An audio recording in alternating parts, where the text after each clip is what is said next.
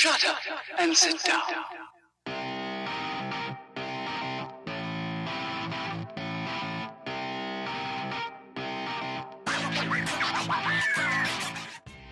Ladies and gentlemen, how you folks doing? Welcome back to another edition of the Con and Bob podcast. Buddy, how you doing, man? It's Bob. I'm good, man. I'm good. How you doing? Oh, it's good, man. It's good to be back here with the podcast. It seems like we say that every other week, but, you know, hey, we're back.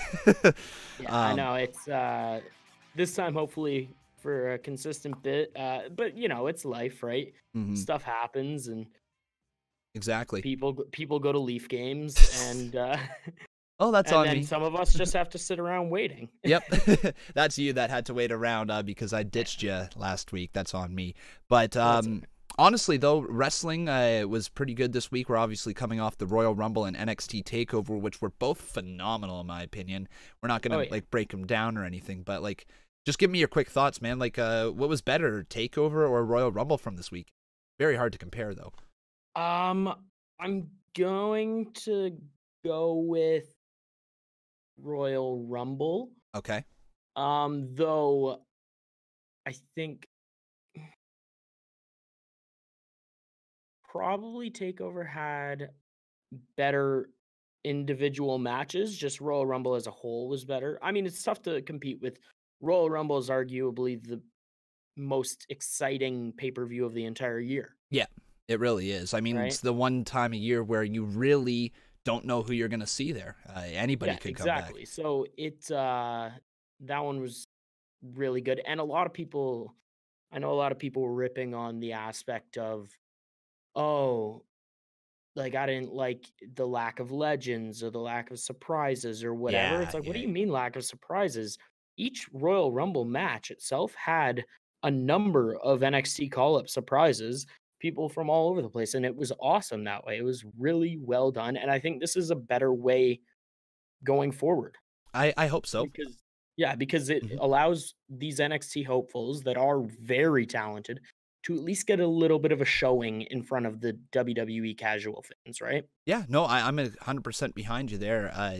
I do agree that I think the Royal Rumble should be saved for maybe one or two legend spots because, you know, that's kind of fun. But other than outside of those one or two legend spots, it should be all NXT superstars and WWE superstars. Build for your future, build for your present, right? I mean, the fact that they're trying to push NXT almost as a third brand, well, I mean, let's make sure then you put some of them in the Royal Rumble. And they've definitely done that. More so in the women's side of things. Like, sure, you had the men's have a few call-ups there, but the women's side really called up a few people like, what was it, Casey Catanzaro? They had like 11 people. Yeah, it was like Casey Catanzaro was fantastic in it. Rhea Ripley stood out. Who else got called up? Candice LeRae, Kairi Sane, yeah. Candice, Io. Yeah. There's quite a few that stood out in, but like none more so than Casey Catanzaro there. That was fantastic, eh? She's got a bright future. Holy crap. Yeah, she was pretty awesome. Okay, though. So before we break down Raw and Smackdown, though, we got a couple things that we're going to talk about here, mainly to do with WWE releases and contracts and a whole bunch of weird stuff. So the big news to come out of this week is that Dean Ambrose has been officially announced by WWE that he will not be re-signing with the WWE once his contract is up at the end of April. Do you smell a work? It's tough. I mean, I don't know because he hasn't been greatly booked and he hasn't had a great opportunity to do it since he Yeah, somebody over there, I see. Yeah. Just catching up. He hasn't had a great opportunity to like do his best work since the heel turn. I think that this week was his strongest week since turning heel. Okay. It felt the most natural. It felt like he had some good, I don't know, just the things he was saying were good, whereas before it was very like almost Bray Wyatt-ish. He was talking to talk, right? And no real purpose behind it. At least for me, I didn't find a lot. It was exciting when he turned. It was just not enough for me after that. So I don't know. So you could see his creative frustration, right? You understand like his frustration, why he'd want to potentially leave the WWE. The 100%. One reason why it seems, well, actually there's more than just one reason, but one of the reasons why it feels fishy to me is because Dean Ambrose and Triple H had a stare down right there at Raw, and then sure enough, just hours later, he's announced that he's not re-signing with the company. To me, that seems like they're building towards a Dean Ambrose versus Triple H match at WrestleMania. I don't know, but that just feels like it could be good. Although WrestleMania is before his contract expires. In April? Nope, he's done after WrestleMania in April, towards the end of it. That's what I mean. WrestleMania happens before his contract. Oh, I thought you said after. Okay, yeah, sorry, yeah. No, he's so he could be, but here's why I'm saying that it sounds like it could potentially be a work, because WWE, when's the last time you saw them announce any contracts, right? Like, and sure, I might just be a mark here and not taking WWE's word at full, but I mean, let's be honest, when has WWE ever come out and said this guy's contract is up at this point, months ahead of the contract finally being up? That never happens. The only reason I think it could be true as well is because like the way they did it is different and not often done or at all. But it's because it's Dean, I think. Like if it ends up being true, it's because it's one of the Shield brothers, right? Like, okay, yep. It's because it's one of their like core guys that got them back on a higher platform through a time that like they were the guys, right? Like they very exciting, and they're like literally some people consider them the greatest stable in like history. So you think just because he's a part of the Shield there, that WWE is going to announce months ahead of time that this guy is not re-signing? To me, that sounds like they're going to handle it classy. Okay, I'm not sure if that's classy though, to be honest. Announcing months ahead of time that your guy's not going to re-sign, that... Well, the post they did was very like respectful. Oh, and definitely. It used his real name, and it was like, we wish him all the best once he's done and he moves on, blah blah blah. Yeah, so that's just the thing. It's very weird that WWE would announce that though months ahead of time. You're telling me right now that WWE Vince McMahon has fully given up trying to sign Dean Ambrose, one of the three Shield brothers? No, there's going to be contract talks all the way through these next 3 months, offering him buttloads of money because they're scared he's going to go off to AEW and make a shit ton of money over there, right? That's what they're scared of. You're telling me that they're already announcing Dean Ambrose is going to be a free agent in this month's time with All Elite Wrestling coming up in not too far of the distant future. No way in hell they've given up and tried and sign Dean Ambrose already. No way. I've heard though. So to announce it to the world like that, that's crazy. That's just very weird. Yes, it is weird. Mm-hmm. It could be the aspect again, like to just play the other side of it. Yep. It could be the aspect like many athletes, right? They're on a team and they're like, "Listen, I don't care what you offer me. I'm not going to re-sign."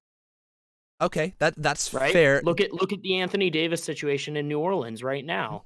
He's still a year and a half away from his contract being done. And he's like, I will not re-sign with you. So okay. But when we do talk about like the WWE, it's just very weird to see a post regarding contract stuff on a Twitter months out from the actual date. Like, why are you telling fans who are supposed to try to get invested in characters that a character that you're going to see on TV is not going to be here in a few months? That to me is almost WWE trying to lay the groundwork for something. Now, I don't know if it's going to end up being like a CM Punk type of situation where they make you believe that the guy has left the company and he's coming back with whatever. He comes back a week later. Yeah, like there very well could be leading to something like that. What if they make it feel that Dean Ambrose's job is on the line come WrestleMania? Maybe there is something there. Maybe they're leaking this stuff out there to try to make fans buy into the fact Dean Ambrose won't be around come after WrestleMania, and then all of a sudden they pull the swerve and say he re-signed a new contract, and that becomes part of his story, right?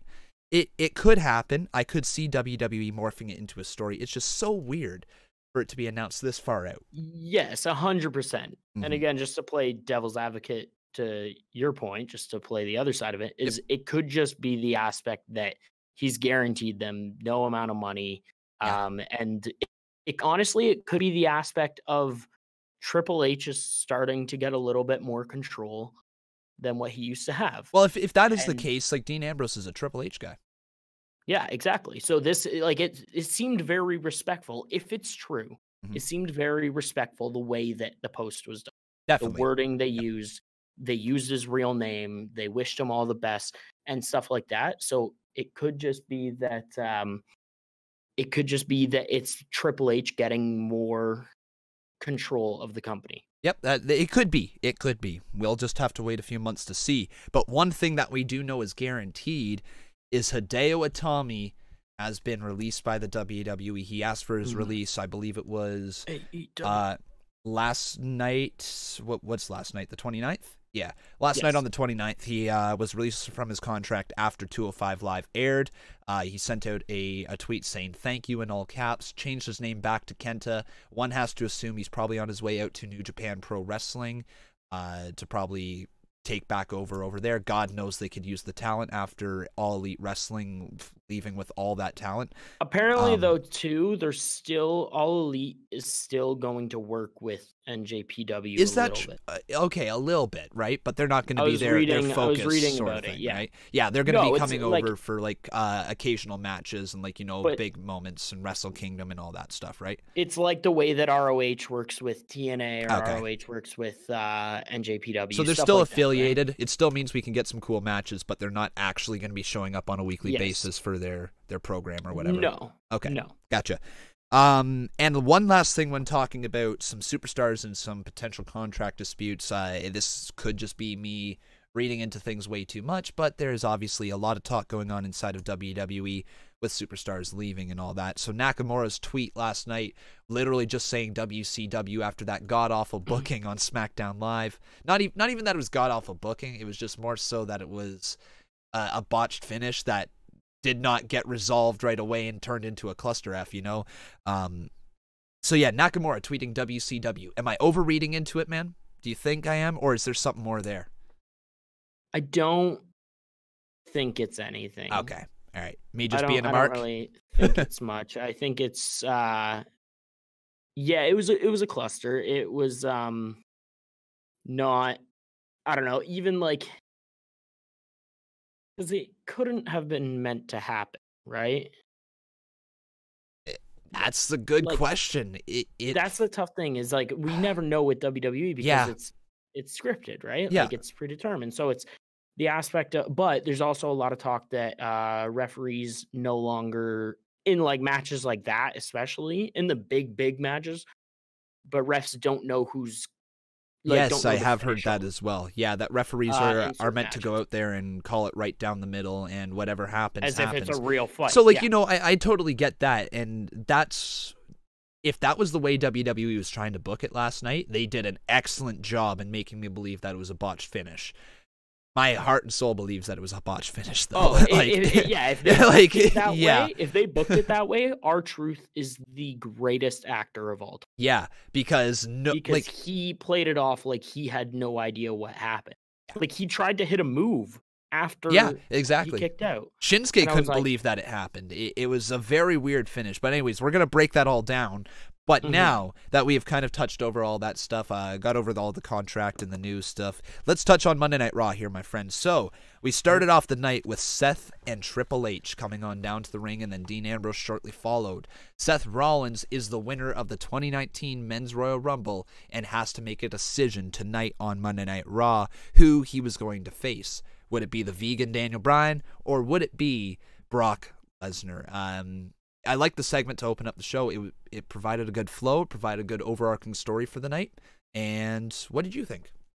I liked it a lot. The entire segment was good. I liked Triple H coming out, seeming like he was like a major mentor to Seth. He was like a proud father figure to Seth type thing. Like it was nice that way. Was it a little weird? Was it a little weird though, considering their history? It's like that's where you just have to ignore that because you have history, right? Like that's what it is.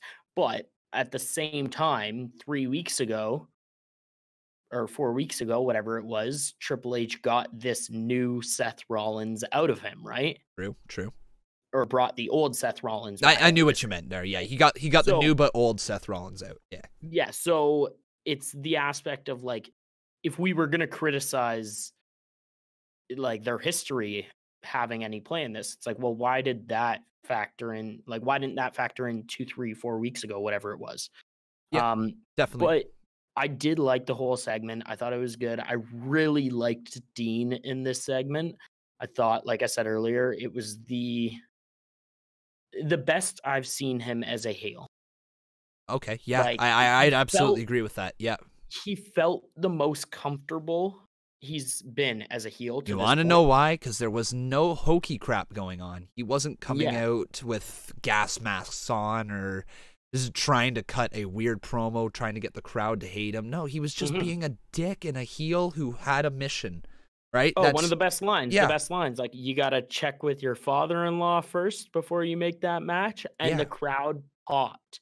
It was awesome. Great line. Yeah. It was, but that's a heel. Like, he's just a dick. Yep. Which is great. I love it. I loved that. And I thought that it was the most comfortable that he's been as a heel to this point. So I was very excited for Dean Ambrose this week, which is why I got really upset at the end of the match when he got interrupted.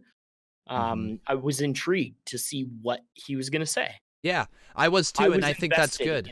I think that's really good to hear, because people saying that they care about what Dean Ambrose has to say, that's really something that we have not heard people say in a little bit, right? Like, people were basically complaining about his heel turn, not really caring about the character.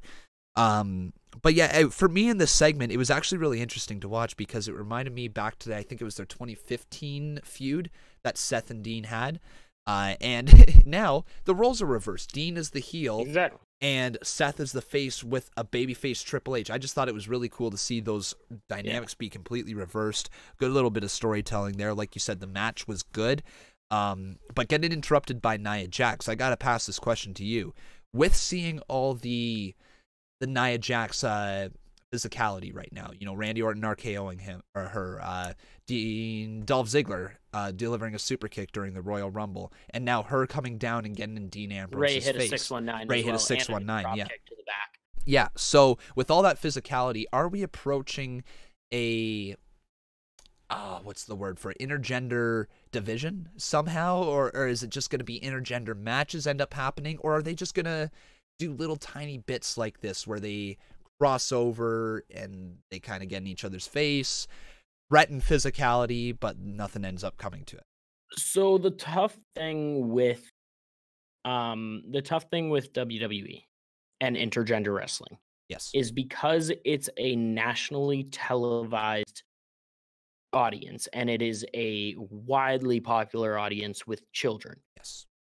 The tough thing with intergender matches is there's, even if you're not intending to, even if you take the highest amount of safety about it, they're promoting intergender like violence. Yes.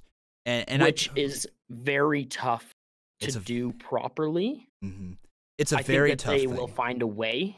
They can't have threats of it. They can't make it seem like super threatening. It almost needs to be like, listen, this is a sanctioned match. This is what's happening. It's what it is, right? Yes, I agree. And it's funny because you see it all the time on the indies, all the time, and some amazing matches. Oh God, yeah. Matches. I think it was. Correct me if I'm wrong, but Keith Lee versus Mia Yim or whatever her name was, Jade, I think, beforehand. They had some great matches on the indie scene, if I'm remembering them correctly.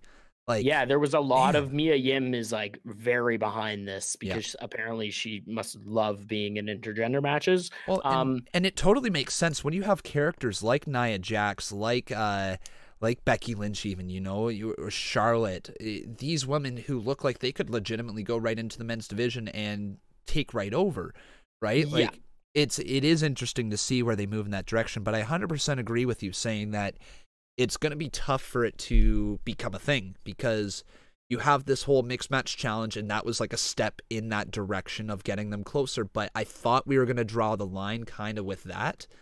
Maybe that we start to see like mixed match challenge end up being there can be physicality between the male and the females in those types of matches, but not straight up tagging in, like, kind of like a same rule. You got 5 seconds to get out of the ring for your partner to get in the ring when, like the male tags out and the female comes in. But there still might be physicality in those matches, right, between male and female superstars. I could see that end up happening, but a whole feud built around a legitimate physical male beating up a female, I don't know. It will be tough to see feuds happen, but I think that we might see matches here and there. It's tough because this is how WWE used to do their intergender matches, or their intergender violence was very disrespectful, right? Yep. It was Bubba Ray powerbombing Lita through a table because she's there. Yeah. Right? It was just straight up violence against women. It was just violence against women, right? It really was, yeah. It was just like super kick a woman because she's there. Now it's like, oh, super kick a woman because if I don't, she's just like Randy Orton. She's just like Samoa Joe. Like, she could beat me in this match. She could beat me this, right? Because this current, and also the other aspect is this current batch of wrestlers is the most talented batch of wrestlers we've ever seen. It is. Hands down. Just as far as like in skill, like in ring skill, from like selling, athleticism, things like that, especially on the women's side. So it's like, well, why not use that as an opportunity? But again, for WWE, the main thing is going to be trying to find a way to ensure that it's not seeming like they're promoting violence against women. Violence. Yeah. Absolutely difficult. Not even just violence against women. It's violence against men too, right? Like having like where, like, because that you might see certain times where a woman will be attacking a man and the man doesn't want to hit back. Yes. Like there's that possibility in a storyline for WWE that it's that. And then it's like, well, it's just such a fine line. Yeah, it's a very fine line. Tough, and it's a slippery goddamn slope. It is, and there's going to be fan backlash. The publicly traded company will take a hit every time you have a male beating up a female on TV. The first thing I did on Monday morning was search Nia Jax on Google because I wanted to see what was it like, if there was any backlash. A lot of it there hadn't been yet. Okay, so a lot of the news stuff that popped up that I saw when I had searched it was just, is WWE heading toward intergender wrestling? Okay, a lot of that so fans seem to be fairly open to the idea then, right? Like fans of wrestling, I think, are so on board with it. I mean, I'm on board with it. You're on board with it. It's not the fans of wrestling they have to worry about. Yes, it really is. Because the fans of wrestling understand it. We understand that it's fine. Yep. Because it's wrestling. It's the parents of children watching, the people who don't watch wrestling, the people in today's society that like to make everything a bigger deal and want to go over the top about it, and they've never seen a wrestling match in their life, or they think they know what wrestling's about, and then they go, oh, this is just promoting violence against women. And it's like, well, there's a lot more to it. There is a lot more to it. There's that. There's the children that watch it. That very influential children, by the way, I might add. Yes. Very influential. And where the parents of those children walk into the room and usually are okay with their kids watching wrestling, and then all of a sudden walk in and see like Dolph Ziggler super kicking Nia Jax. Yep. And that's not good. Or like a Thez press of someone just beaten down, like that type of thing. Well, even if you go Brock into it like Lesnar this, laying elbows in. Yeah, like if you go into it like this, the people who are there live in attendance for the Royal Rumble, imagine, there's probably a bunch of parents who took their children for a Christmas present, right? At the Royal Rumble in January, end of January. Absolutely. There's a lot of Christmas presents there that night. How many of those parents do you think legitimately sit down and watch wrestling every single week? Very, very few. Oh. No, I know when I was a kid, and I got tickets. Same, my parents took me to shows. Never watched it. Yeah, no. So like a parent who happens, because I remember this conversation. I'm going to take it back to my childhood as well. My parents walked down when there was like a striptease going on or something like that at WWE in the early days, right? Classic. And my mom immediately was like, not sure if I feel I really want you watching this the show. And that's always stuck with me because that's all it takes for one parent to tell another kid that they can't watch wrestling anymore.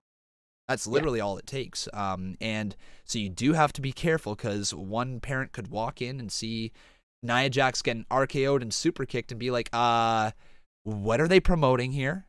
And then shut the TV off for the kid. Now, most people understand that wrestling nowadays is not real, and so that they kind of have a loophole and a way out with that. But hey, or scripted, I should say, instead of not real. Yeah. Yeah. All right. What do you say? The match itself. Yeah. Nia and Tamina beat Mickey and Alexa to qualify for the elimination tag, elimination chamber tag titles match. It was good. It was fine. Fine match, yeah. The right team call, or the right team won simply because Nia Jax and Tamina, the better option of the two teams. Yeah, they're going to be the brute enforcers inside the Elimination Chamber. They're going to be probably the final two teams. I would say probably the team that Sasha Banks and Bayley are going to have to overcome to win the tag team championships. But yeah, it's going to be good to have a big team like that in there. Good, right call. Yeah, it's unfortunate it was over Mickey James and Alexa Bliss. It's unfortunate that they had to be on the losing side of things, but it at least made me buy into the match. I thought either team could have won, so it was the right call, though. Angle versus Corbin. What do you think?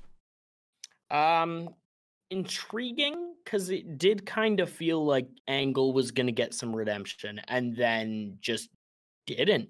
Yep. Lost clean. I saw this coming out from a mile away, man. With Baron Corbin, it's fine. Yeah. It's fine though, because who needs the win more, right? Corbin. Yep. Corbin. Angle's not gonna push for a world title ever again. No offense to Angle, he's not. He's past that, right? Yep. He might get a tag title here or there. He might get a mid-card title type thing, but I don't think he's gonna be like. He could be a Universal Champion. Yeah, whereas definitely a younger, newer talent like Corbin, especially the level of heel that Corbin is, he can build to that for sure. Because you know what he's like. I think we've talked about this before. You might have said it a couple times. Corbin is like a modern day JBL. Yep. He would be an okay world champion. I don't think he would be anything stellar. But the fans would hate him as champion so much that if you just wanted your world champion to be hated, it makes it interesting. Because there's a difference between a champion being hated and like the fans hating the fact that that person's your champion. That's better than them just not really caring. Mm-hmm. And like, here's the thing, like with Baron Corbin also, the reason why fans really started to turn on him was because he was in like every single segment before as the general manager. It seemed like he was everywhere.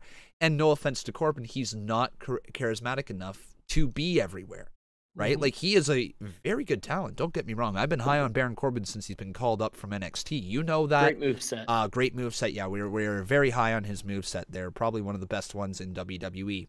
He needs to add in a few power moves still. Yeah.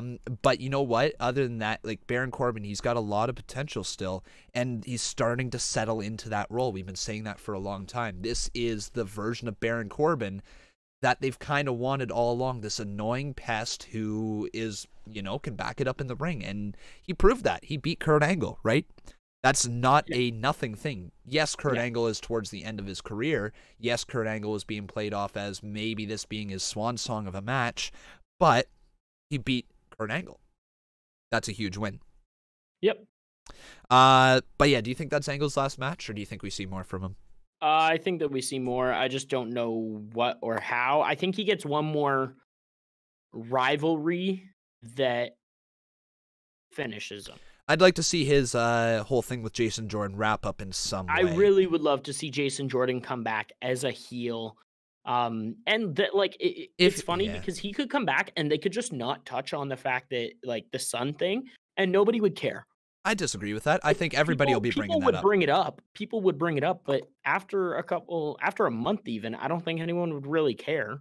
They'd be like, it was a stupid storyline anyway. So then I don't know. I bet you people want to see that match more than you think. I don't know. I'm invested in it. I've been 100%. I've been wanting to see it. Yeah. But what I'm saying is, if they could bring him back and just not touch on that at all, and people wouldn't go over the top about, be like, oh, what? That's such bull. It wouldn't be as big of a backlash as what you would think. I think you're wrong there. I don't think so, man. I think people would just be like, well, that's stupid. That whole is pointless, but it's not going to affect anything. Like, they're not going to be like, I'm not watching WWE now. They're not going to be there's not going to be a huge outcry of, oh, Jason Jordan. But from a standpoint of Jason Jordan, okay, it would help.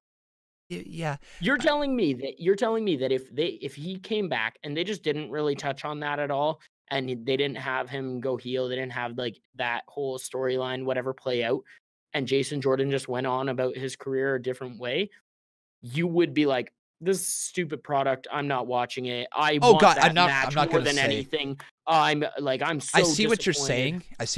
You're going on two ends of the spectrum, though. I don't think you're realizing how many people actually did care about Jason Jordan when he was around there. People hated him, but people booed him because there was something going on there, and people were invested in the storyline. And I guarantee if he were to come back, the amount of comments, the amount of articles, the amount of GIFs, the amount of references to Kurt Angle, it would never die. And so it does need to be mentioned. You can't just bring back a plot hole that big, right, and not explain where you're going. I really think that if he is to come back, they need to address the situation. If it doesn't end up with the match, I see what you're saying there. Like, if this doesn't forward into a match, that's fine. But they can't just bring back Jason Jordan and not address this whole storyline that is literally all his character is known for, right? He's known for American Alpha and being Kurt Angle's son. Yes, but they don't need to play into that. They don't need to lean back into that storyline. No. They don't need to lean into the storyline. Okay. That's what I'm saying. He could just come back, and they could just be like, "Oh, Jason Jordan's back from injury." Okay, so that is. If it gets brought up that he's Kurt Angle's son, they don't run from it. They just be like, "Yeah, what? So what? Like, what are you talking? I'm doing my own thing. Kurt's gone, right? Like, Kurt's already retired. He's gone." Okay, so I'm okay with that. Actually addressing the storyline. The way that you were pointing it out, it kind of made it seem like they don't need to address it. They could just, like, have him come back, and then if it gets brought up, it's brought up. Okay. If it doesn't, it's not, right? Because that's the thing. It's like coming back from an injury and just saying, like, that for you, right? Like, you would have to be like, he doesn't have to come back out and be like, Jason Jordan is back, Kurt Angle's son. Okay, no, yeah, I see what you're saying. The first promo he cut, he doesn't have to come out against Dean Ambrose, and Dean doesn't have to be like, go cry to your daddy, Kurt. No, like, just have him have a normal feud, have him have normal matches, have him gain traction in a different way that he can. And if it's brought up, it's brought up. Okay. They could do that, and I don't think it would be that big of a deal. Some people would be disappointed because they were probably really fantasy booking the aspect of, oh, I want to see him go heel and beat down on Kurt, and he's the guy that takes out Kurt, whatever. Okay, I would just like to see consistent storytelling going across and continuation of stories. So hopefully, I'd like that brought in if he was brought back to WWE. It needs to be mentioned, in my honest opinion, at some way along the line. But obviously, two different opinions on it. That's why you listen to the Con and Bob podcast, correct? All right, let's go on to the next match here. We got Finn Balor getting beat up by Bobby Lashley. Definitely our next feud for the Intercontinental Championship. A step back for Finn Balor? Yeah, I think. It's tough because it's like, oh, this would have been great if Lashley was already the champion for 3 months. Yeah, because like Finn Balor's not winning this feud, right? No, he's coming out of it losing to Bobby Lashley as well. Because you're not just going to take the title off Lashley after you built him up all this time.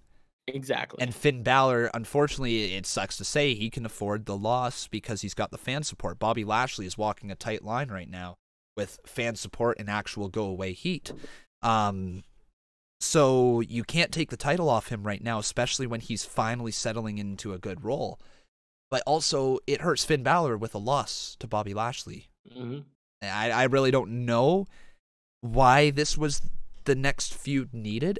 We could have seen something else, somebody else step up, like Apollo Crews versus Bobby Lashley. Why wasn't that leaned into maybe a little more? I know that he beat him I really was hoping that they were going to. Yeah, like I thought that was probably the next step that they were going to take. Maybe this ends up being some sort of weird triple threat match that you give Apollo the the loss to, you could, I guess, save Finn Balor somehow, but it's a little weird going from the Universal Championship, dropping all the way down to the United States Championship or Intercontinental Championship, and still being very much counted out right away. Like, Finn Balor, I don't know. I don't know how I feel with him right now. Especially giving Brock his, like, other than his losses, obviously, giving, like, hardest time, it seemed like.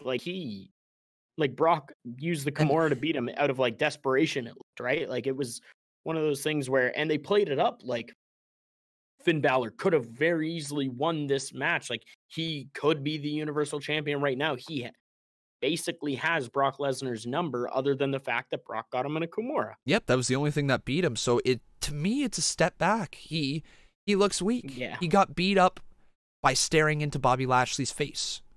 You know, yes, he was hurt, right? But, like, literally, they were staring each other down, and he didn't see the attack coming. Barely fought back. You know, it's a little weird. It's some poor booking for Finn Balor, in my honest opinion. He probably should have moved up to what seems like a non-title feud, you know? Try to get him over. I don't know who that could have been against. You start naming people on the roster. It could be Dean. It could be... we've like, it could... I don't know. There's no one really that's, like, a main... Like, I want to see Finn Balor and Owens when he comes back. Let's get that feud. That would be a good... Yeah, that would be great. You can make it a good personal feud, but it's still way away. Yeah, like, I don't know what you do with Finn Balor right now. That is a really I would have wrote him off place. TV for a few weeks. Yeah, have him get his arm broken. A little break, right? Yeah, like, write him off TV for a few weeks, maybe till after Elimination Chamber. Give him the month off, and then come back. Not every superstar needs to be on TV every single week. WWE overbooks their TV with, like, the same superstars all the time. It's nice to see, you know, like, people like Dana Brooke get an opportunity. People like Apollo Crews coming up on the show. Kurt Hawkins, Zack Ryder, Mojo Rawley, right? So, like, WWE starting to filter in other talent, but your roster is so deep. You don't have to have the same stars over and over again. I mean, Finn Balor just had a match against Brock Lesnar where he got tapped out. He should be off for at least a week. Sell the injury, right? Make it seem even like if they wanted to have him come out and just have him come out in, like, a sling and be like, listen, like, I gave it my best. I love all of you for supporting me, whatever. And then he just walks off. Yeah. He's off for 2 weeks. If you had him come out in a sling, it would have been easy to sell the attack on Bobby Lashley. You know, of course he's not going to fight back. Right? Yeah. If you wanted Bobby Lashley to go out there and beat him up, have Finn Balor come out in a sling, sell that injury of the Kimura lock. It makes Brock Lesnar look even more dangerous, and then makes Bobby Lashley look like an even bigger dick for coming out and attacking a man who's got one arm. Like, that could have been booked a lot better. That was not a very good segment, in my opinion. No. But the end result of a match between Bobby Lashley and Finn Balor should be a decent match. Yeah, it should be a good match. Yep. It's the booking aspect. It's weird. It is weird. All right, let's go on here because we're going to be a long podcast here today. Yeah, we'll rush through because I don't have a crazy amount of time. All right, let's get rolling through here. So Elias turned heel. Weird, but he is better as a heel. It's just weird that WWE turned him so quickly when the fan support was behind him. Yeah, it was just kind of weird and, like, quick, and it didn't. Like, I guess people pointed behind out. it. Yeah, sorry to interrupt, but people pointed out at the Royal Rumble that was officially his heel turn, and tonight was just kind of the continuation of it. You could look at it that way, but I would argue to say that this was more so his official heel turn on Monday Night Raw. Things I will say that I liked about the segment, though. I loved Road Dogg. I always love hearing him come out. Jeff Jarrett being a part of Monday Night Raw now, looks like it. And I wonder if Elias is going to start to become kind of the guy who feuds with older legends. I would be totally okay with that. Him smacking Randy Orton legend killer. Yeah, like smacking guitars over their backs for fun, a little bit of a honky tonk man, you know? Like, I'm down for that.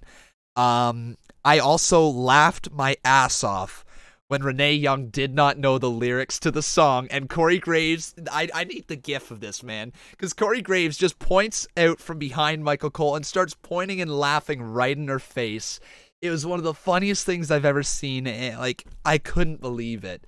Renee Young got exposed big time. Holy. Yeah, it was a good segment. I don't know. Elias is great as a heel.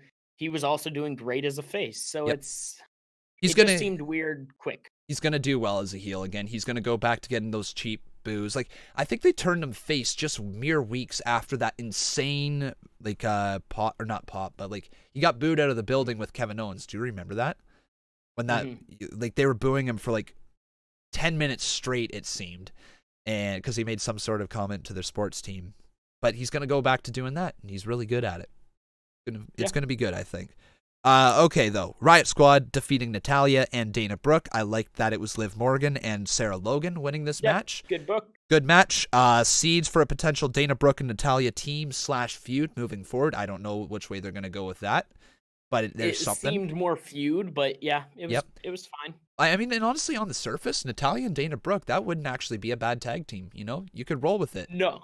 Like, they're both not great on the microphone, but I mean, Natalya would be a good mentor for Dana Brooke. They both kind of are very similar build-wise. I don't know. It'd be a good tag team. I'd like to see them be maybe a tag team in development where they start to have some issues with each other, but they work through it, maybe. It's some sort of depth, at least for the women's division on Monday Night Raw, which is what they badly needed. Ronda Rousey's first promo. Want to touch on that? I don't. That's it. Like, that's it. You sound like Ronda Rousey. That was her promo. That was literally her promo. It's not good. Stop giving her so much mic time. She's not as scary as she seems. This was the first promo. This was her first promo you're talking about, correct? Just any promo. Oh, you didn't like the second half of her promo? I didn't think. Okay. All right. Let's hear from you then. I didn't think either of them were great. I don't think that she's that good on the mic. I think that they should have spent more because they know that she could go in the ring. The major thing in the ring was make sure that you don't hurt who you're fighting. The thing that they should have focused on is learn how to act, learn how to sell it. Okay. Right? Like learn how to be a character, the character Ronda Rousey, and or mean what you're saying.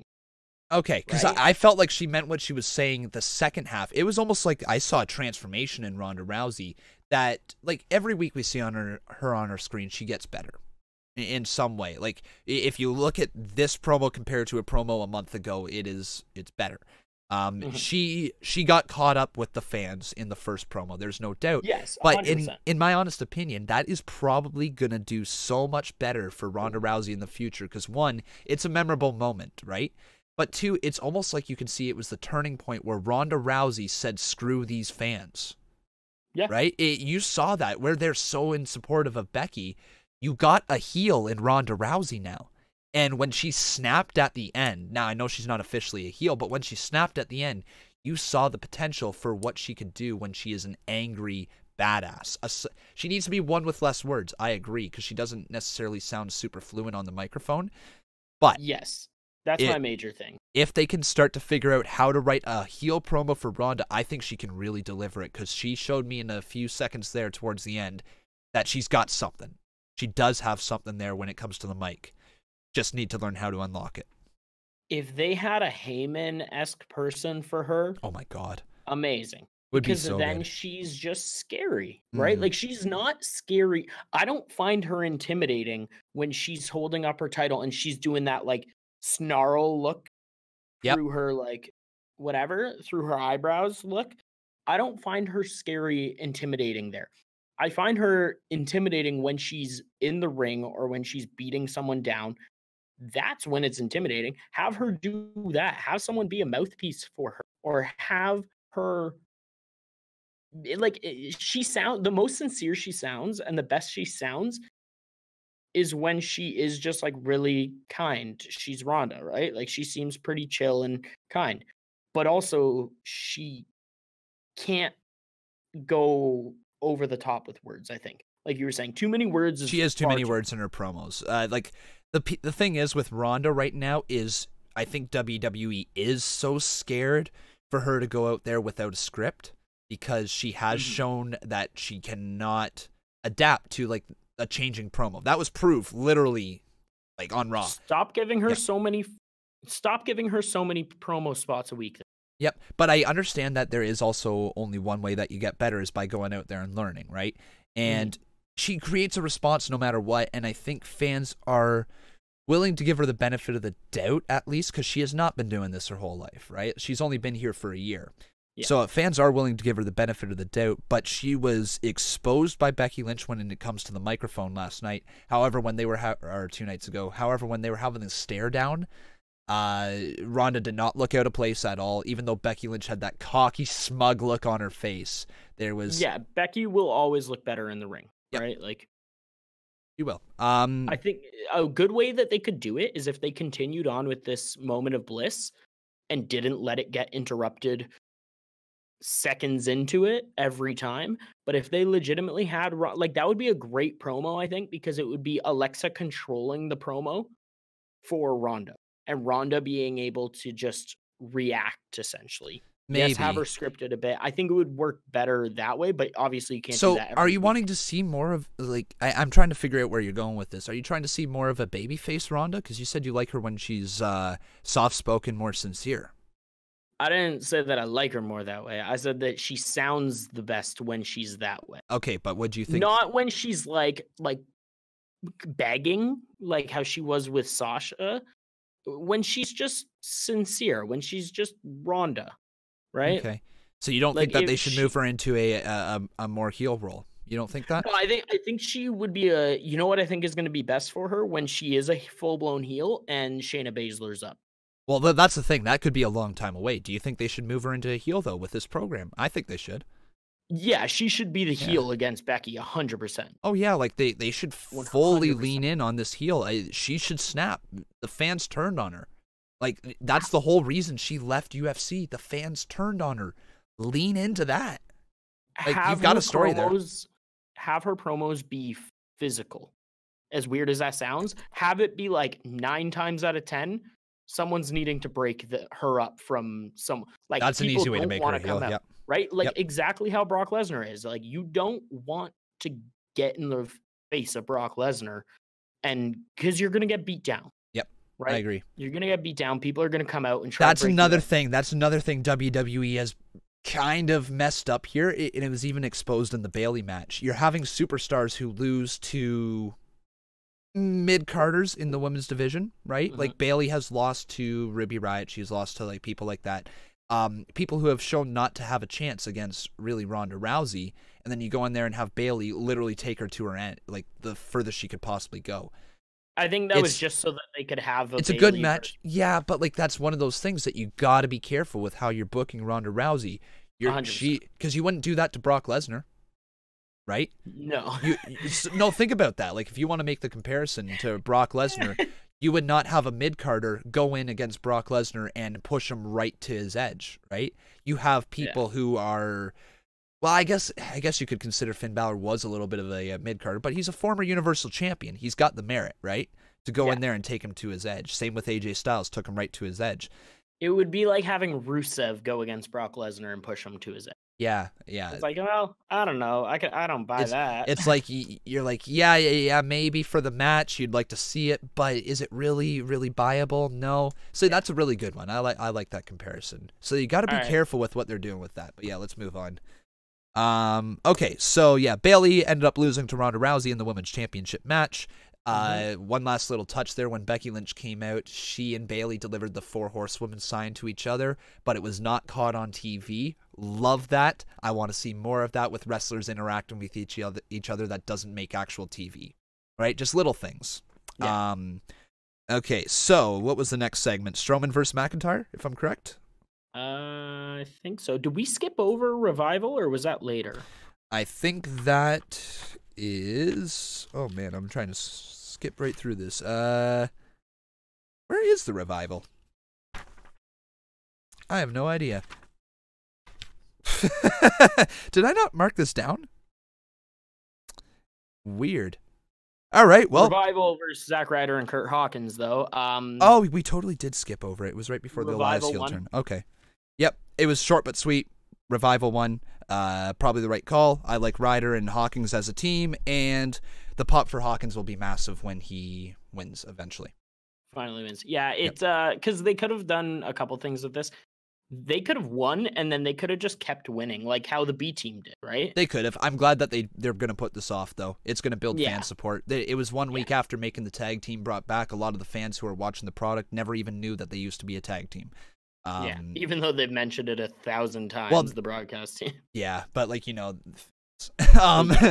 so yeah, anyways, back on to Strowman versus McIntyre. Meh. Fine, I guess. Strowman does nothing for me right now.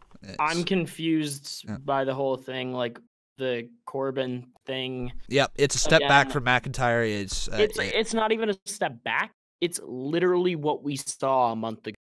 Yeah, 2 months ago. Yep. They're not going to be any better off for it. I don't know where they're going with it. It's just a bunch of big men that you threw in there to beat each other up. It's not the spot McIntyre needs to be in. He should have been past this. He should be in a singles program right now, or at least something for Elimination Chamber. Like, I don't know what it is, but not good. Not good at all. Okay, Seth Rollins choosing Brock Lesnar and getting absolutely beat to piss by him. What was it, 5 F5s? One on the title? Like, oh my God. But yeah, Rollins as a fearless babyface. Brock Lesnar is a beast. Not really much more else to touch on that, except for I liked it. That's going to be a good match come WrestleMania. Yeah.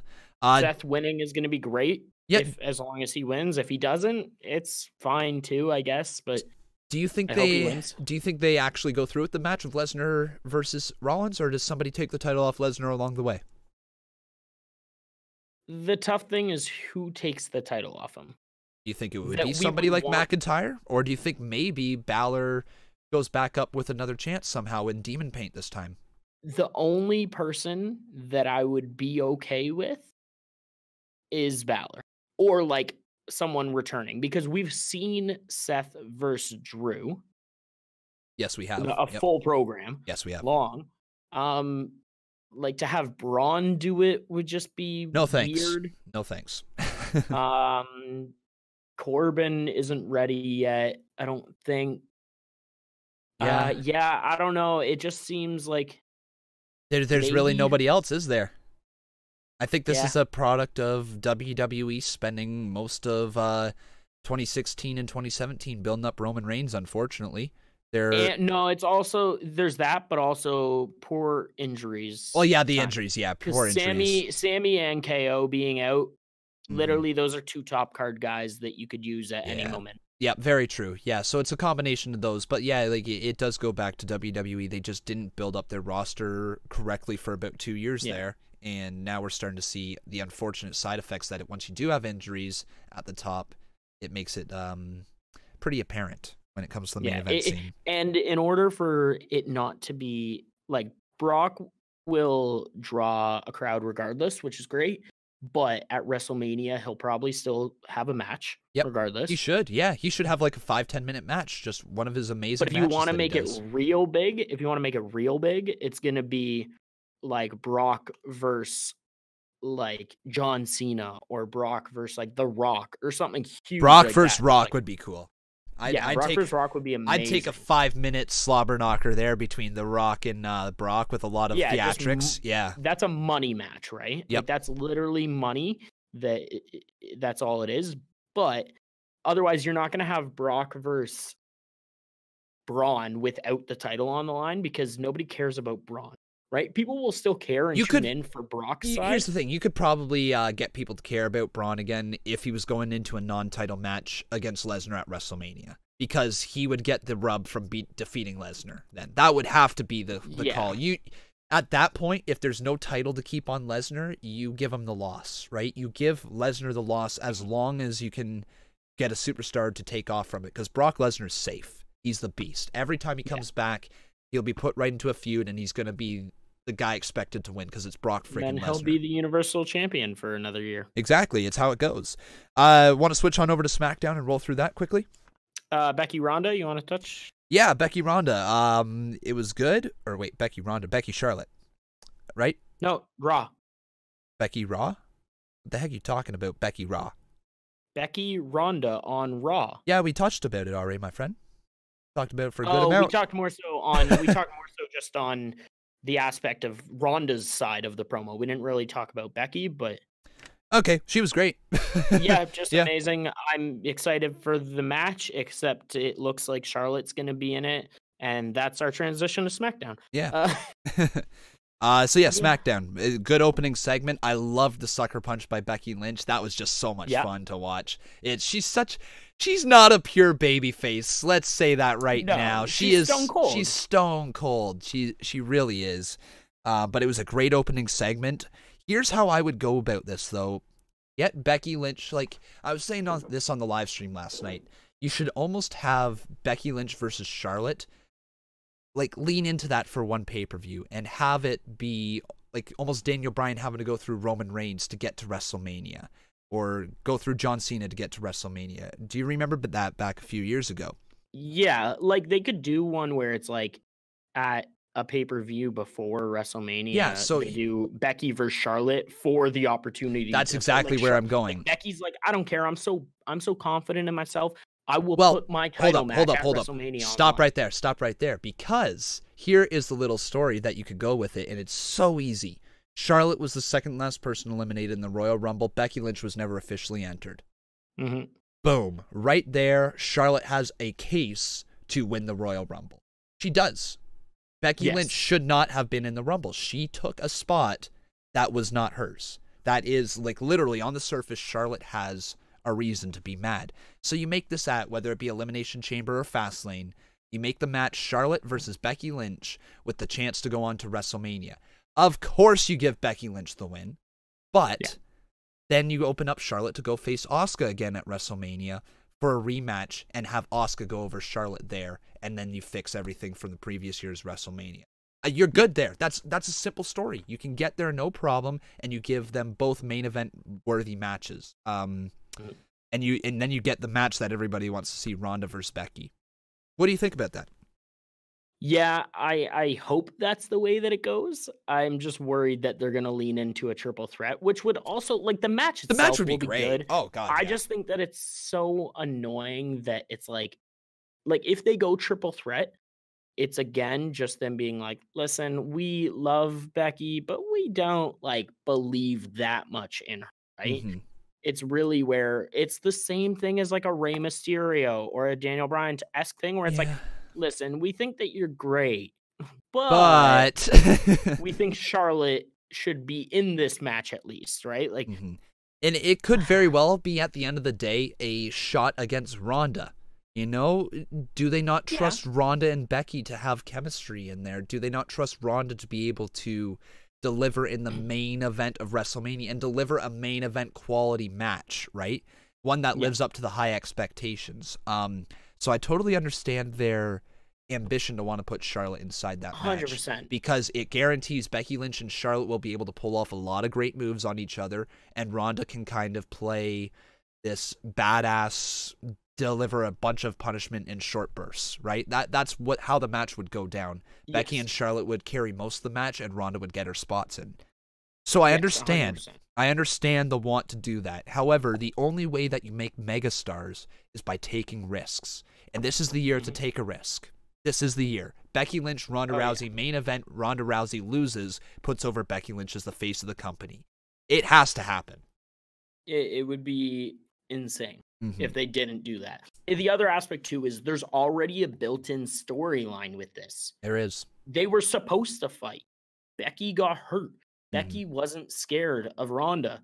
She's like the only one who possibly isn't fully scared, right? Like there's a few people, but she's not scared of Ronda. And like maybe even just do some things where like how Charlotte faced, like this would be great storytelling one-on-one against Ronda if Becky gets out a kendo stick or something, right? And then just like looks at it and looks at Ronda. And then just like throws it to the side just to be like, no, I don't need this. I'm not Charlotte. I'm Becky. I can do that'd this. Be a really good story told. Like just little things like that are amazing. Yeah, no, Becky's amazing. I hope it's a one-on-one. If it's a triple threat, the match is going to be amazing. Yeah. It should still main event. It just is disappointing if it goes that way because it feels like they're saying, listen, we love you, Becky, but we think that in order for this match to work at its best, it needs Charlotte. Yeah. And I don't think it needs because they would not say that with Charlotte versus Ronda, right? They would go ahead. They would go ahead with that match. They would go ahead Charlotte versus Ronda. So yeah, it could be a little shot at Becky Lynch. I hope to God they see the star they have with Becky and just roll with it because all those people chanting for Becky Lynch at WrestleMania would be phenomenal. And to close the show off with the man standing tall with the title above her head, God, there's no better picture. Exactly. And this is literally the most organic main event that you could possibly have in God knows how many years, right? When's the last time a main event had like this much potential hype around it? Oh, been forever. I don't know. I probably couldn't tell you. Yeah, because it was Roman Reigns and Undertaker, and that was a main event. Yeah. Like, then there's just Roman Reigns in the main event. Fans didn't care about it. Like, as much as I miss Roman Reigns, and it's very obvious he's missing, it just, there was no hype surrounding the main event. So this is the year. Make it happen, WWE. Make it happen. R-Truth, new to the United States champion. Botch, you think? Either a botch or Truth is the best actor on the planet. God. Like I said, it was cool though. Like, I mean, I'm down for it. Like, R-Truth is so incredibly charismatic and fun to watch, and I'm down. I'm very excited about it, especially because it also gives Mella more things to do, because Mella is great as well. Yes. And she's money. I really like that Rusev came out, because they could have been like, oh, this was messed up. Rusev, go out and start this, like, and then you win it. Let them know that. But I like that they kept it on Truth. I was like, that's great. Yes. But so with that right there, with Rusev coming out, I just don't know. Was this a knee-jerk reaction saying like, oh crap, we just had a really messed up story there, go out and turn heel? Or was this written from the beginning? Like, I legitimately can't tell. Like, if this was scripted to happen or if it wasn't. Yeah. Like, I don't know. No idea. No. It seemed at first like it was going to be Rusev go out and win the title, and then you can lose it back to Shinsuke. Yeah. As like that type of thing, right? But then I was like, oh, that sucks if they take it off Truth. And then Truth won, and I was like, oh, that's amazing. Lean into it. Make it seem that way, right? And then I thought it was just going to leave it at that. And then Rusev turned heel and then like teamed up with Shinsuke. And it was just... I do, however, like the potential teaming of Shinsuke and Rusev. I like that it gives them something to do. It's something to do. It's another tag team in what seems to be like a good tag team division on SmackDown. On SmackDown, amazing tag team. Like, I mean, I don't know about you, but Rusev and Shinsuke versus the Usos sounds like a very good match. Oh, yes. Like, I think that would be a really fun match. Also, them against the Bar would be really entertaining. Hell, New Day. You can mix them in with anybody, right? But yeah, exactly. So, like, I'm excited about that potential teaming. I'm excited about R-Truth as the United States champion. It was just so incredibly weird to watch happen. Yeah, it was just a weird segment, but I like Truth as the champion. I'm intrigued by the teaming. It is what it is, right? Yeah, we'll see. And it's not bad to have things like that where you're like, I don't know how I feel about it yet. We'll see in the coming weeks. Not know how I feel about it, but also not know what to think of it. Because that's the thing, too, with wrestling fans. We get super thinking because we know that it's predetermined. We know that it's scripted, right? Stuff like that. So we start thinking, how would I do it? How should they do it this way? And then all of a sudden, when they do something like this, you're like, I don't know how I would do it because I would have never thought this. So could happen, yeah. Nope. It's fun, right? It makes you take a step back and realize, oh, let me be a fan for a minute. Yeah, we forget to be fans. Oh my God, we forget to be fans sometimes, don't we? We're so caught up in like everything going on that legitimately, if you take a step back and just enjoy it as a fan, it's very enjoyable. I definitely did that throughout 2018, just taking a little bit of a step back from reading like the dirt sheets and everything, and it just made the product so much more enjoyable. All right, Almost beating up Rey Mysterio. Glad this is happening. Glad that this is going to be a feud moving forward because those two are phenomenal in the ring together. We get to see a full-blown program now. I don't know where this leads. Maybe a ladder match for something. I don't know because, like, god damn, these guys are good. I think it's going to go till WrestleMania. Really? You think this goes all the way till Mania? Strictly because when Andrade was standing over top of Rey, the shot that they had was beautiful. Like, the camera shot was beautiful, and it was Rey Mysterio on the ground, Andrade standing over him looking menacing and perfectly framed WrestleMania in the background. Was it? Oh, I missed and that I was part. like, I was watching and I went, that's a great camera shot. That's phenomenal. If they go to WrestleMania, that's the best form of foreshadowing. So camera shots are amazing for foreshadowing. Oh God, are they ever? So I'm wondering, how do you get to WrestleMania? What type of program will we need to see from them? It's gonna be tough, but yeah. I think there's gonna be some other things in there. I'd like to see. Hang on, this could be very fun. What about a potential Almas injuring Rey Mysterio, quote unquote, injuring Rey Mysterio, and he comes back for WrestleMania Pro? That could be it. Or they just do a slow build. Yeah. Because, for instance, would have to be really last slow. segment of the night, was great, but you could see Rey go into a main. It could be one of those things where Rey goes into a bigger title picture winner. Maybe faces Daniel Bryan at Fastlane if he's still champion at that time, right? And then it's like, okay, that's great. He loses, obviously, but maybe it's because Almas interferes, something like that. So it's just constant little things, not week to week necessarily, but it's lingering. Gotcha. So yeah, that way, I'm down for where that. it's a lingering storyline, and through every couple weeks it gets into it again, but they don't have to have matches constantly. Or they do something like that where it's like write one of them off for a handful of weeks, like more likely Rey Mysterio, and then build to that, right? Yeah, I'm down for both ways. It would be very interesting to see how they could drag the feud out all the way till WrestleMania when we've already had essentially 3 matches between them, 3 very good matches. Yes. And a 2 out of 3 falls match. But I'm glad the feud is continuing. However they continue it, it's going to be excellent. I just hope Almas is the one who, or I should just say Andrade, is the one who walks out of the feud as the winner. I'd like to see that. I think he will be too. He should be. He looks like they're going to push him hard in 2019 here, don't they? Or it ends with Rey turning heel, which would be super weird. That would be weird. No thanks. Not at this point in his career. What? But it could be interesting for Almas, right? Like turning heel and joining Almas. Okay. It could be interesting. All right. Break out the WWE 2K19 game a little more often there, bud. Okay, Miz is finally a face. Good. Full on face. His pop for we're in Phoenix. Yep.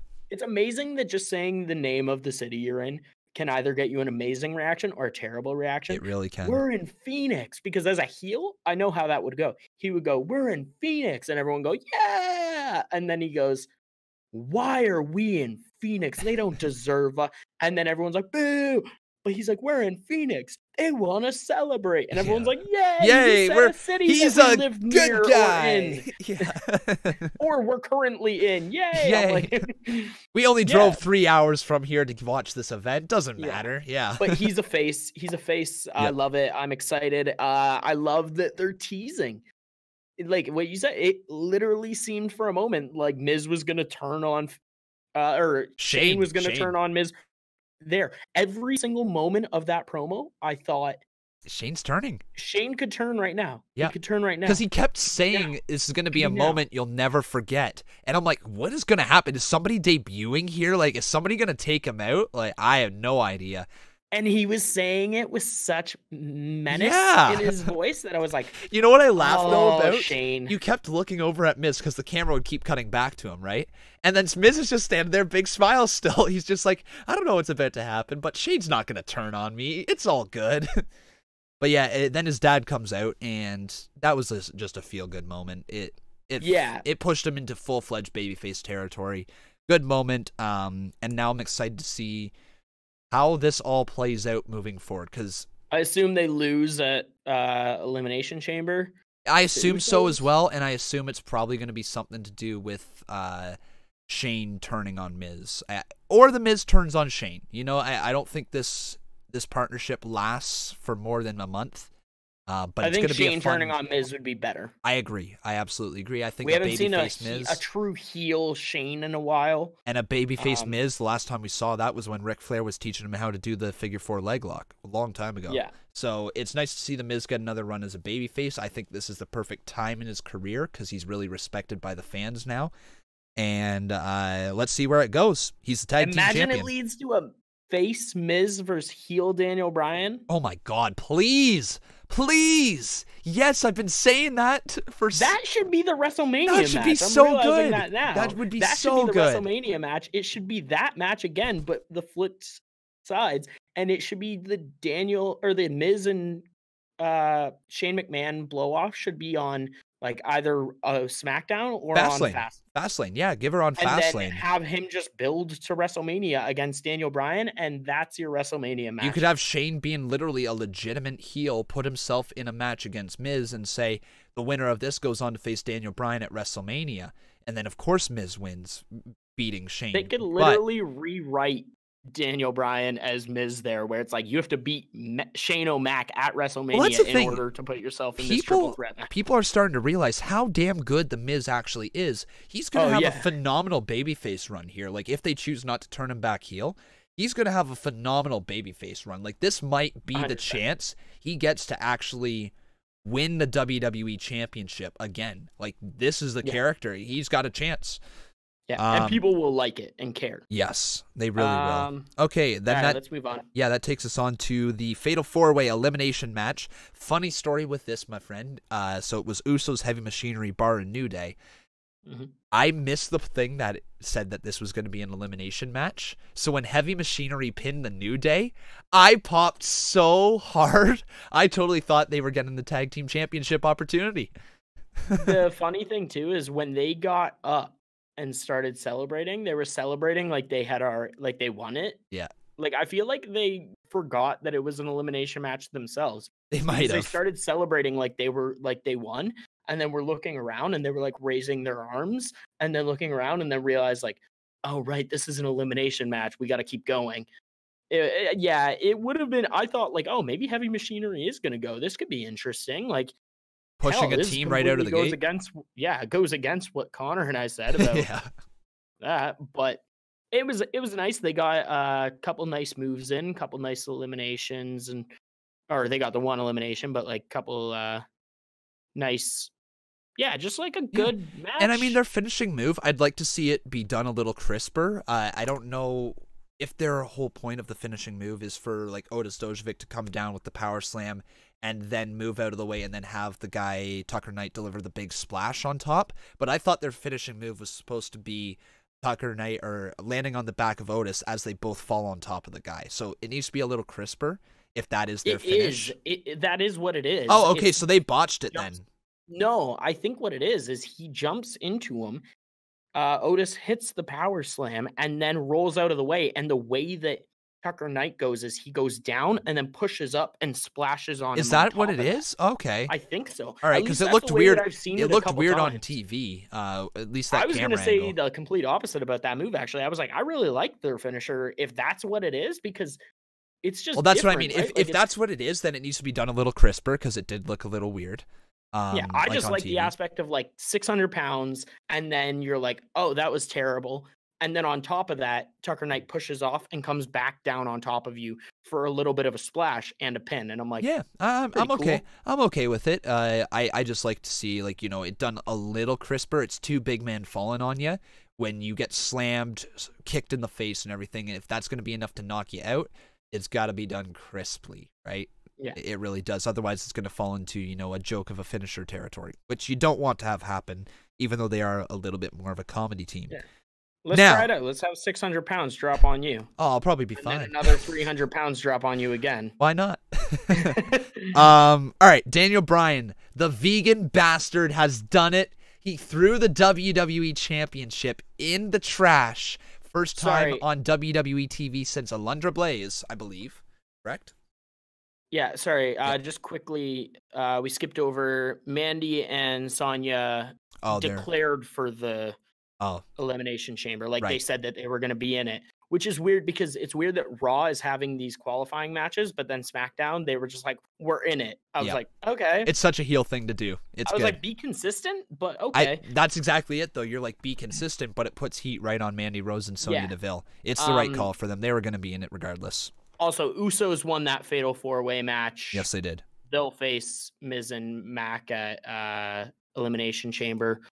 It should be a good match. Usos are always great, and I hope they win. Yep. All right, now can I get excited about this new title? Yes. Oh my God, I love it. Oh, it's so good. I wanted to finish on this. I wanted to finish on it. I didn't want to go back to it. Oh my God, this title. It's amazing. It's amazing. I love the little details. I love how it fits his character so well. We were calling for it there. I believe it was during the pay-per-view, saying we need a new championship belt with like some sort of hemp, whatever. I don't know. It was so good. I love the reveal. And then now we also get revealed that we are getting a star-studded Elimination Chamber match. Yeah. Jesus, I'm excited for this. I think it's going to be super hype. And honestly, like, the weird thing is Elimination Chambers are so much fun, and you could just see anyone win it just because it's an Elimination Chamber. Like, they did it with Bray Wyatt, right? Where you're like, oh my God, Bray, remember, he wasn't supposed to, like, it wasn't to the fans. It was like, he's not going to win this. Like, he should, but he's not going to. And then it got to the bottom two, and we're like, oh my God, Bray Wyatt is winning this Elimination Chamber. And we were so hyped about it. And they could do the exact same thing here, where they just have like Samoa Joe pick up the victory because it's Joe, right? Mm-hmm. And that's like, oh, this is an amazing way to have a heel take the title off another heel because it's an Elimination Chamber. Yeah. I wonder if whoever takes the belt off Daniel Bryan ends up putting the belt through a wood chipper. Because that would be fun. Like, come on, we need to see that. That would be awesome. Just some way of destroying the belt and then I wonder if this is their way of establishing like a blue belt on SmackDown Live, you know, as well after the Daniel Bryan run is over, because they've got the red strap for Raw. I wonder if they have some sort of blue strap for SmackDown Live. Yeah, they might do that. They're really committed to this color scheme thing. They really are. They're worried people are going to mix up the belts or something. I don't know. I don't know. I like the idea of just a black. Like, I like the idea with the women's titles. You've got the white outside, and then the color of the brand is on the inside of it. Yeah. That looks so nice. I wish they would do that with more of their championships, you know? Yeah. Have like the black outer rim for the male superstars and the white for the female superstars to create a little bit of distinctive colors for them, and then have the inside of the championship just the color of the brand. That would look pretty cool. Exactly. That'd be awesome. But yeah, this bit was amazing. Again, kind of weird that they're not having qualifying matches for the Elimination Chamber. But everybody in it made sense to be in it, right? Yeah, everyone also made sense, right? Yeah. And also, I really liked that it was Triple H announcing it, and I really liked that it was just on screen. Yep, me too. And I loved how Daniel hid behind Rowan and how they slipped out of that ring while they're he it was stood awesome. On the table. He stood on the table holding the belt, hiding behind Rowan. Rowan looks menacing. Mm-hmm. I wouldn't mind hearing him on the mic a little bit if they're going to sell him as he's my fellow intellectual peer. He reads this and this. Yes. Have him speak a bit. Have him talk down about people. I would love to hear that. Right? Like, have this big menacing guy sound intelligent. Yes. And it would be amazing. It really would. And also the thing with Eric Rowan, or just Rowan now, is that he is so menacing looking that hearing a guy like that, like you said, talk about smart stuff, whatever, would be a great heel work. It really would. Oh, it would be amazing. And they look so natural together too.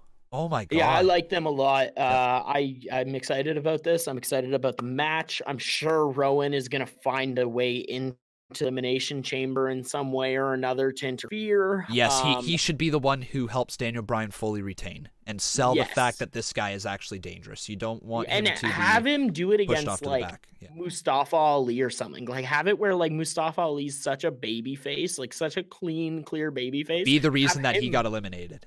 Yeah, like have him be like the final two, and it's like, could Mustafa Ali do this? And then all of a sudden Rowan just comes in and mucks him. Yeah. Or something along those lines, right? Where it's like, oh, you guys are dicks. I'd almost like also for Rowan somehow to find a way into Daniel Bryan's pod and to protect him in there the entire time. Like, you know, like, oh yeah, that'd be great too. Refusing like for the pod to open or something, and then he's in the pod just looking menacing, and then eventually somebody, you know, gets him out and whatever. Yeah.